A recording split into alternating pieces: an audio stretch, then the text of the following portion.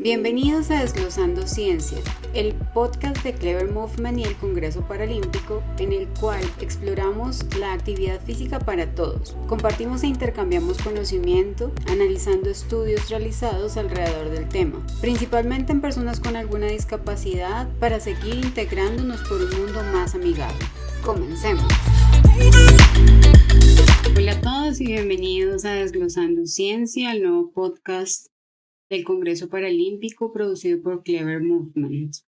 En esta oportunidad vamos a desglosar un artículo titulado Biomecánica de salida, sprint y carrera submáxima en atletas con lesión cerebral.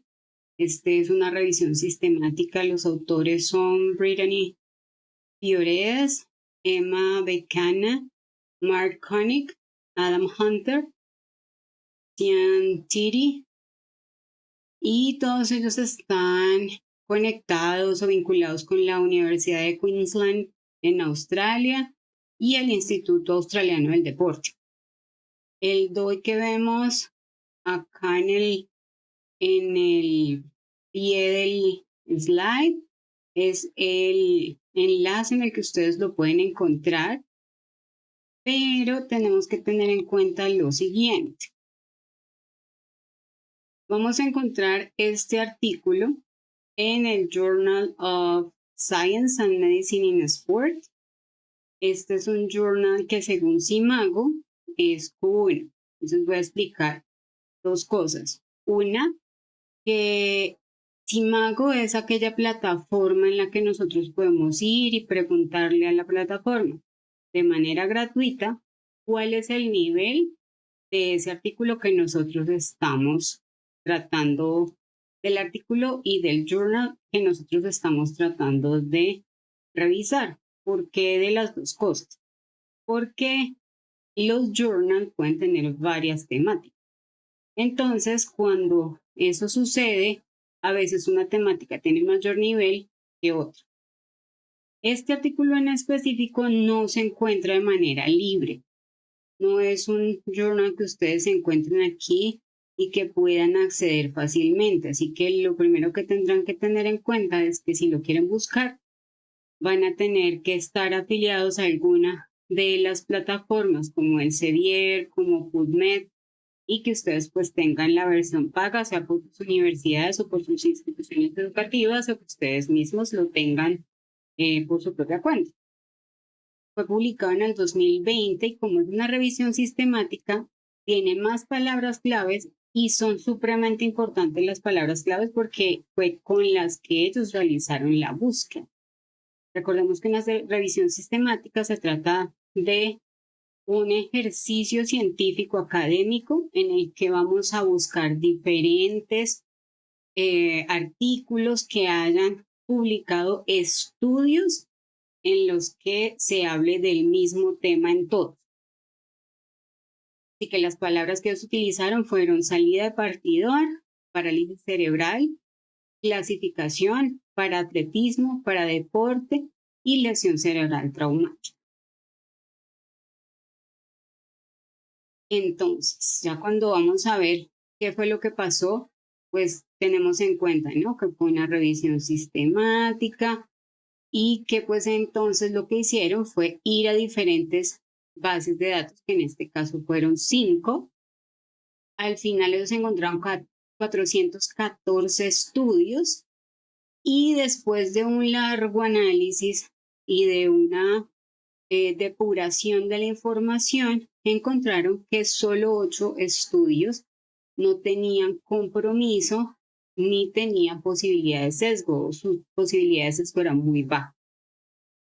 Los datos relevantes que ellos revisan son la salida de bloques, la carrera en sprint, es decir, las aceleraciones y los primeros pasos después de la salida de los bloques o tacos o partidos, porque en diferentes partes se les llama de diferente forma, y la carrera submáxima. Algunos utilizaron análisis en 2D y otros en 3D. La población total entre todos los 8 artículos que sí fueron tomados fue de 100 atletas. 44 de ellos eran atletas con parálisis cerebral 56 con lesión cerebral traumática. Entonces ahí ya tenemos una dificultad, y es que universalizar todo lo que los artículos encontraron fue muy difícil y no es posible, porque resulta que hay una diversidad muy alta, tanto de tipos de lesión cerebral como de el nivel deportivo. Entonces, ahí ya es muy difícil y no se puede llegar a decir que sí hay X o y que eso es para toda la población que tiene algún tipo de lesión cerebral. El 78% de esta población fue masculina y las edades oscilaron entre los 18 y los 38 años. Entonces, ya vamos a ver los resultados para tener en cuenta como lo que fue preponderante en todos los estudios que fueron revisados. El primero, y lo que más se enfocan es en la salida del partido. El primer detalle a tener en cuenta, vamos a ver todo el tiempo el RBI y el NDR. RBI significa atletas o corredores con lesión cerebral. NDR son los atletas que no tienen lesión cerebral. Ahí tenemos otro dato a revisar, y es que no todos y la gran mayoría de los que usaron como personas sin ningún tipo de lesión cerebral no eran atletas élite. Ahí ya hay un sesgo, porque de todas formas las personas con las que debieron haberlos comparado debían ser élites, ya que pues, las personas a las que iban a medir eran élites en el deporte paralímpico. Aun cuando en uno de los estudios utilizaron personas del área clínica. En general lo que vamos a encontrar es que hubo una alta producción de potencia en la cadera, es decir, tienen que hacer mucho más fuerza en la cadera, en la articulación de la cadera para salir, pero hay una menor longitud del paso, sobre todo teniendo en cuenta el primero, el segundo y el tercer paso tienen mucha irregularidad después de la salida del bloque. El tiempo de vuelo es mucho más corto y hay un mayor tiempo de contacto, esto también basado en que hay un alto índice de base de sustentación, es decir, se amplía la base de sustentación porque hay mucho movimiento lateral, y eso lo vemos acá en la fase de contacto. Hay una asimetría de la velocidad submáxima, incremento de la rotación de la pelvis, entonces al haber mayor rotación de la pelvis, lo que va a suceder es que va a aumentar ese centro de masa hacia los lados. Y hay una disminución del rango de movimiento en cadera, pero no solamente en cadera, sino también sucede en las demás articulaciones, en rodilla, en tobillo, en metatarsianos, en metafalángicos. Entonces va a haber una reducción del ángulo de avance por esa misma restricción del movimiento.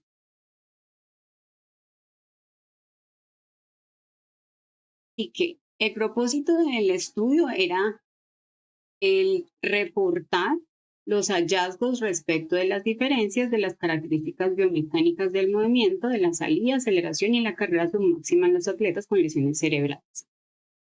Lo primero que vamos a encontrar es que el índice de la población era muy reducido en todos los estudios, entonces había muy poquitas personas. Había una heterogeneidad muy amplia, los tipos de poblaciones con lesión cerebral eran demasiado diferentes, entonces no había una posibilidad de comparación, aparte de que, pues lo que les dije anteriormente, no había atletas élite de aquellos que no tenían lesión cerebral. Los estudios escogidos, pues no tenían tenían un riesgo muy moderado de sesgo. La información obtenida fue siempre en edades adultas, pero con un rango muy alto de diagnóstico. Esto que nosotros tenemos aquí de X para que nos vayamos aprendiendo será diagnóstico. Y se observó una velocidad horizontal menor en las personas con lesión en comparación con las personas sin lesión cerebral. Los estudios no utilizan la clasificación funcional de World Athletics, entonces esto también es una cuestión que se pone un poco más difícil porque lo que va a suceder es que las personas no pueden como ubicarse en un espacio específico, sino que va a haber un rango demasiado amplio y sería mucho más interesante llevarlo a cabo con las personas ya clasificadas. La velocidad pues se va a ver afectada por el ROM, es parte de lo que ya nos dan los resultados. La longitud de zancada, la longitud de paso, el tiempo de vuelo se reducen y aparte de eso hay un aumento del tiempo de contacto, entonces esto es determinante en el momento de hablar de la velocidad horizontal y eso va a hacer que sea mucho más lento. Y se sugiere que la discapacidad influiría entonces en la amplitud del paso y del ciclo de zancada. Esto es lo que vamos a ver como conclusión dentro de lo que tenemos en este artículo. Entonces pasemos a las conclusiones. Vamos a ver que el número de estudios definitivamente es poco cuando estamos hablando de rigurosidad. Entonces tenemos que tener en cuenta que no es lo mismo decir que hay muchos estudios si no son rigurosos. Y esto pues nos va a llevar a que no haya también una universalización o jerarquización de la información, porque pues necesitamos más estudios que además se lleven de acuerdo con la clasificación funcional de World Athletics para que también pues haya una mejor forma de distribuir a los atletas y además que se pueda hacer una comparación directamente con atletas de élite, no con atletas subélite, porque ahí los estamos poniendo en un rango diferente de lo que realmente serían estos atletas.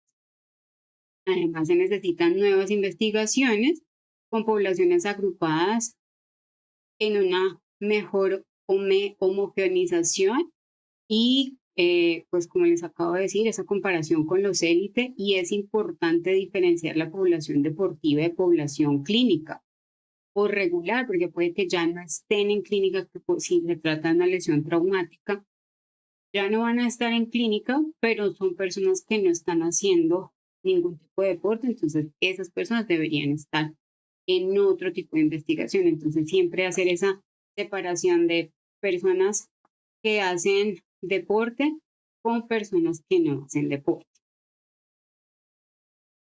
Y así pues se puede hacer una buena dirección de esas investigaciones.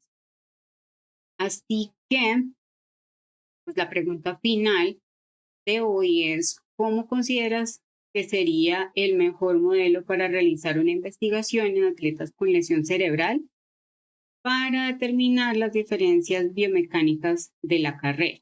Recuerda que todas esas respuestas nos las puedes enviar al Congreso Paralímpico y Clever Movement en Facebook, en @Congreso Paralímpico y @Clever Movement en Instagram y nos puedes encontrar también en X como @CParalímpico. Entonces, pues, siendo más, nos vemos en el próximo capítulo. Esperamos sus respuestas. Recuerden que esto es una producción de Clever Movement para el Congreso Paralímpico y que siempre vamos a seguir trabajando para que todos podamos seguir creciendo en la ciencia, en el deporte y también que cuando ustedes necesiten asesorías deportivas o recuperación y rehabilitación funcional, Clever Movement está a su servicio.